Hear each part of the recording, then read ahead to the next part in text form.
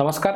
महाराष्ट्रातील तमाम अंगणवाडी सेविका आणि मदतनीस ताईंसाठी अत्यंत आनंदाची बातमी घेऊन आलेलो आहे, कारण की ह्याचा लाभ जो आहे तो अंगणवाडी सेविकांना डेफिनेटली मिळणार आहे. महाराष्ट्र राज्यामध्ये 21,000 रुपयापेक्षा कमी मानधन किंवा वेतन ज्यांना मिळतं त्या सर्वांसाठी हा जो नियम आहे तो लागू झालेला आहे.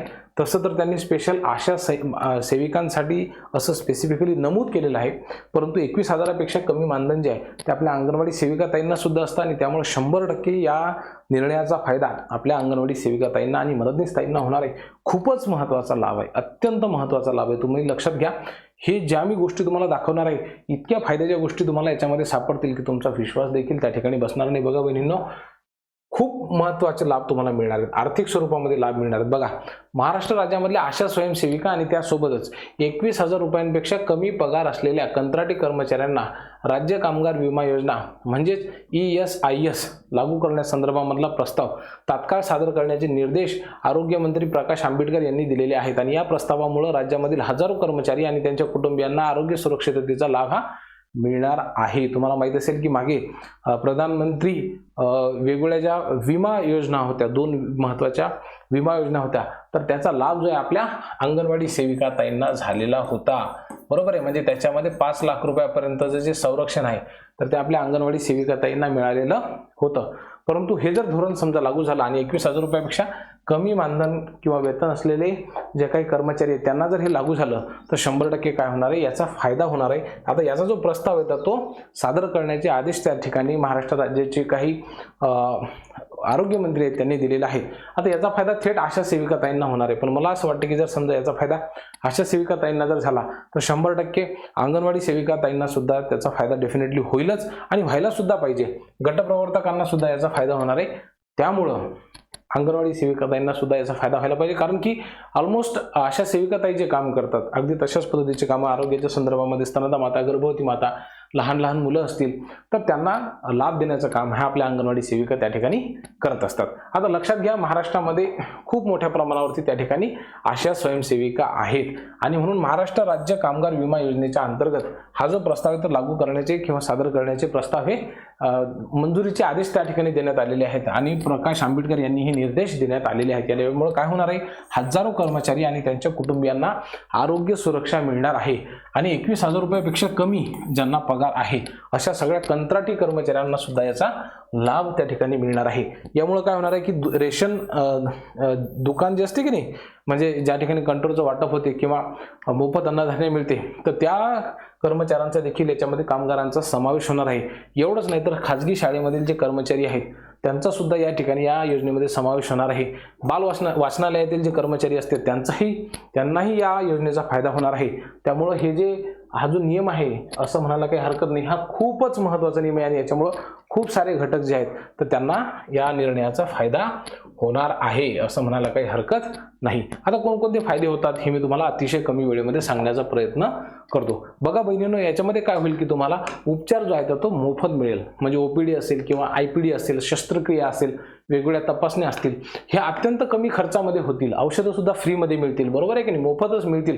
आणि त्यामुळे फक्त आशा सेविका नाही तर अंगणवाडी सेविका आणि 21,000 रुपयापेक्षा कमी मानधन असलेले जेवढे काही सगळे कर्मचारी आहेत, कामगार आहेत, तर त्यांना मोफत किंवा अत्यल्प खर्चामध्ये त्या ठिकाणी उपचार जो आहे तो मिळणार आहे. अपघात जर झालेला असेल तर त्याच्यामध्ये सुद्धा तुम्हाला फायदा होऊ शकतो. एखादी भगिनी जर समजा गर्भधारणा झालेली असेल तर त्याच्यामध्ये प्रसूती आणि प्रसूतीनंतरच्या काळामध्ये वैद्यकीय सुविधा आणि आर्थिक मदतीचा देखील त्या ठिकाणी लाभ होणार आहे. म्हणजे थेट आर्थिक मदत ज्या पद्धतीने इतर आपण महिलांना तुमच्या माध्यमातून देत असतो, बरोबर आहे की नाही, अगदी तशाच पद्धतीची मदत जी आहे तर ती आपल्या अंगणवाडी सेविका ताईंना सुद्धा डेफिनेटली या माध्यमातून बहिणींनो मिळू शकते. पुढे जर आपण बघितलं तर म्हणजे आता जसं आशा सेविकांच्या बाबतीमध्ये असं झालेलं आहे की त्यांचे पती असतील आणि त्यांच्या कुटुंबामध्ये जेवढे जण असतील त्या सगळ्यांना याचा फायदा होऊ शकतो. आणि तशाच पद्धतीनं मला असं वाटतं की आपल्या अंगणवाडी सेविका असतील, पती असतील किंवा मुलं असतील किंवा त्यांचं पूर्ण कुटुंब असेल तर यांनाही डेफिनेटली याचा काय होईल बहिणींनो, बघा फायदा होईल. आता ज्यावेळेस समजा एखाद्या वेळेस आजारपण आलं तर त्या आजारपणामध्ये तुम्हाला आर्थिक मदत सुद्धा मिळल्या जाऊ शकते. म्हणजे रुग्णालयामध्ये भरती करण्यासाठी असेल किंवा वैद्यकीय खर्चासाठी जी आर्थिक मदत असेल तर ती सुद्धा तुम्हाला त्या ठिकाणी डेफिनेटली भेटू शकते.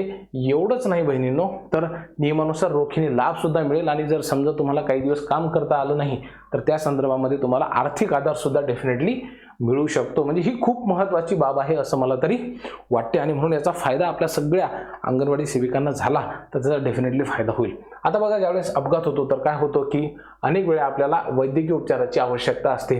मग त्यावेळेला आपला कोणी उपचार करत नाही, आपली जबाबदारी कोणी घेत नाही. अशा काळामध्ये सरकार आपली ही पूर्णच्या पूर्ण मदत करणार आहे. नुकसान भरपाई सुद्धा देईल आणि आर्थिक मदत सुद्धा आपल्याला करेल. जर समजा अपघातामुळे एखादी जीवितहानी झाली, समजा जीवच गेला डायरेक्ट, बरोबर, किंवा म्हणजे आपली अंगणवाडी सेविका आपल्यामध्ये राहिली नाही, तर अशा परिस्थितीमध्ये कुटुंबाला पेन्शन किंवा मग एक रकमी जो आर्थिक लाभ आहे तर तो सुद्धा आपल्या कुटुंबियांना मिळू शकतो. म्हणजे ही खूप महत्त्वाची धोरणं आहेत असं लक्षात घ्या. कारण की कुटुंबाला जर मदत मिळत असेल आपल्या मृत्यूनंतर, आपल्या जाण्यानंतर, तर कुटुंबाला कुठेतरी त्याचा फायदा होऊ शकतो. बरोबर आहे की नाही? म्हणजे आपण तर आपल्या जीवानं जाऊच, परंतु आपल्यानंतर आपल्या कुटुंबाला त्याचा काय होईल, डेफिनेटली फायदा होईल. जे विशेष आजार असतात त्याच्यावरती उपचार हा खूप महाग असतो बहिणींनो, बरोबर की नाही? तर तो सुद्धा आपल्याला अत्यंत कमी किमतीमध्ये मिळेल. जसं की कॅन्सर असेल किंवा मग हार्ट अटॅक असेल, किडनीचे रोग असतात, अनेक वेळेला डोक्याचे आजार असतात की ज्याच्यावरती लाखो रुपये खर्च करण्याची आवश्यकता असते, परंतु आपल्याकडे ते पैसे नसतात आणि म्हणून अशा परिस्थितीमध्ये उपचाराची सुविधा ही 100% आपल्याला या नवीन धोरणामुळे काय होणार आहे, उपलब्ध होणार आहे. एवढंच नाही तर आपली आरोग्य नियमित तपासणी सुद्धा होणार आहे आरोग्याची. म्हणजे तुम्ही तर सर्वांची आरोग्य तपासणी डेफिनेटली करताच, परंतु तुमच्या आरोग्याचं काय, म्हणून जर आजार लवकर ओळखला गेला तर त्याच्यावरती लवकर उपचार होऊ शकतो आणि जर उपचार झाला तर त्याच्यावरती काय होऊ शकतो, निदान त्याचं लागू शकते आणि आपलं जीवन जे आहे ते निरोगी आणि आनंदी राहू शकते. म्हणून एखाद्या रोग झाल्याच्या नंतर वेळेवरती उपचार होणं हे खूप गरजेचे असतात. उपचारावरती खर्च जो लागतो तो सुद्धा कमी होतो. त्यामुळे डेफिनेटली ह्या जो नवीन धोरण आणलेलं आहे याचा डेफिनेटली तुम्हाला फायदा झाल्याशिवाय त्या ठिकाणी राहणार नाही. एवढं लक्षात घ्या की याचा फायदा कशा पद्धतीने होऊ शकतो. एकतर तुमची नोंदणी ही जलद होते, म्हणजे फास्ट, कारण की तुम्ही या हे रुग्णालय जे वेगवेगळे प्रकारचे असतात याच्यामध्ये तुम्ही डायरेक्ट तुमच्या नावाची नोंदणी असणार आहे. त्याच्यामुळे उपचार सुद्धा कसे असतील, झटपट होतील, जास्त वेळ लागणार नाही. वेगवान तुम्हाला सुविधा ज्या आहेत तर त्या उपलब्ध होतील. तुम्हाला तज्ज्ञ डॉक्टर मिळतील, अतिशय चांगले डॉक्टर मिळतील, गुणवत्तापूर्ण आणि विश्वसनीय सेवा त्या ठिकाणी मिळेल, चांगले हॉस्पिटलचं नेटवर्क तुम्हाला प्राप्त होईल आणि सर्वात महत्त्वाचं काय की वेळेवरती तुमचं काय होईल, उपचार होईल. नोंदणीची प्रक्रिया ती आहे ती सुद्धा खूप सोप्या पद्धतीची आहे आणि म्हणून ज्या पद्धतीने अशा सेविकांना याचा फायदा होणार आहे तशाच पद्धतीने अंगणवाडी सेविकांना देखील याचा फायदा होणार आहे. आता एक गोष्ट लक्षात घ्या की हा प्रस्ताव जो आहे तो सध्या लागू करण्याचे आदेश देण्यात आलेले आहेत, अद्यापपर्यंत लागू झालेला नाहीये, परंतु तो 100% लवकरच हा प्रस्ताव का होईल, लागू होईल. आणि हा एकदा प्रस्ताव लागू झाला की मग शासन निर्णय निघेल आणि मग शासन निर्णय झाला की त्याच्यामध्ये होऊ शकते की काही बदल सुद्धा होतील, बरोबर आहे की नाही? आणि मग प्रस्ताव मंजूर झाल्याच्या नंतर शासन निर्णय होतील आणि त्यानंतर जो आहे हा योजना लागू होईल. तर याला काही जास्त वेळ लागणार नाही. होऊ शकते की महिना 2 महिन्यामध्ये हा सगळा प्रस्ताव त्या ठिकाणी येईल समोर, त्या मंत्रिमंडळाची बैठक होईल आणि हे अंगणवाडी सेविकांना देखील याचा लाभ मिळेल. आता अशा सेविकांना तर याचा डेफिनेटली लाभ मिळणारच आहे. तशाच पद्धतीनं अंगणवाडी सेविकांना सुद्धा ह्या सगळ्या गोष्टीचा लाभ मिळेल. याच्यामध्ये महिला बालकल्याण विभाग आणि आरोग्य विभाग जे आहे तर ते आपसात मिळून कोऑर्डिनेशनसह याच्यावरती हे धोरण ठरवत आहे आणि मला 100% खात्री आहे की यामधून कोणालाही एक्सक्लूड करता येणार नाही. अशा सेविकांचा ज्या पद्धतीने विचार झाला तशाच पद्धतीनं अंगणवाडी सेविकांचा देखील डेफिनेटली विचार होईल. बहिणींनो, याबद्दल तुमचं नेमकं काय मत आहे, तुमच्या काय प्रतिक्रिया आहेत ह्या मला कमेंट्सच्या माध्यमातून कळवायला विसरू नका. काळजी घ्या. खूप खूप धन्यवाद.